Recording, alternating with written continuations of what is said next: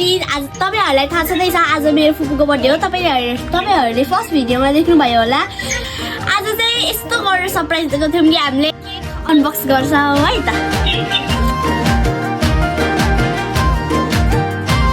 तर यो सबै प्लान चाहिँ हाम्रो सबसे प्यारी नानीको हो।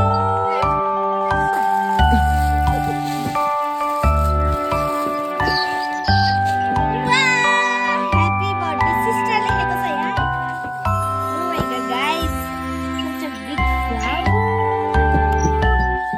सो अब चाहिँ आगे आइसक्नु भएको छ। हेर्नु कति राम्रो देखिरहनु भएको छ। यो कुर्ता पनि आज नै ल्याउनु भएको हो। अरे कहना क्या चाहते हो? केक कटिङ गर्छौँ सबैजना मान्छेहरू, सोलनहरू, अर्को आनी, अर्को मामाहरू आउनुहुन्छ। अनि चाहिँ केक कटिङ गर्छौँ। अब हामी केक कटिङ गर्छौँ। अब केक कटिङ गर्छौँ हामी।